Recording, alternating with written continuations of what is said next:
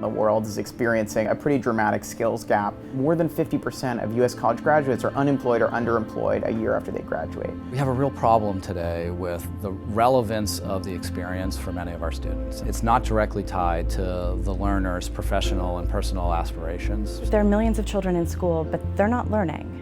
One of the biggest opportunities in education over the next 5 to 10 years is the changes in delivery that we've seen, where every individual will be able to access individualized education for them without relying on traditional institutions. So really it's up to the individual to frame their own education now. The student too often is the last constituent that's taken into account. There's such a strong emphasis on teaching to the test that some of these softer skills, which are foundational for success on the test, are seen as somehow less important.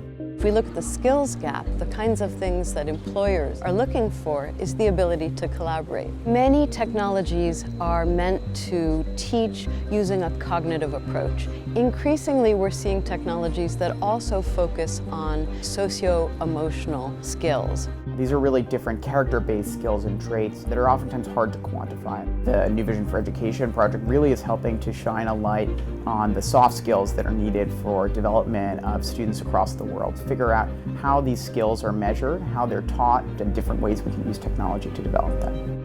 There's part of knowledge that you cannot actually put in digital format because it will be part of the learning process of meeting someone. And that part will be the one that will differentiate you from other people. Children learn better when they learn with a peer with whom they're friends. I'm interested in technology that makes a bond with students and that uses that social bond to improve the educational atmosphere. There's narrative, there's multimedia, there are interactive capabilities, there's assessment. The question today is how do we use all this available knowledge to develop new ventures and to create new jobs? What we are doing now in Brazil is going to the human resource department, the companies, so we can matchmaking with the course that we provide, like how to work in groups, creativity, project management, soft skills. What we'd really like to see in the future is a change not just from the employer, but from almost every stakeholder in education, where it's not the degree or where the knowledge was obtained that matters, but it's the skill level and those particular skills that were obtained and the way that students showed those skills. It will require the collaboration and partnership by all the stakeholders.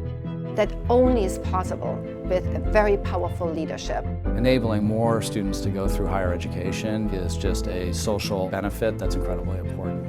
The new generation will be much smarter.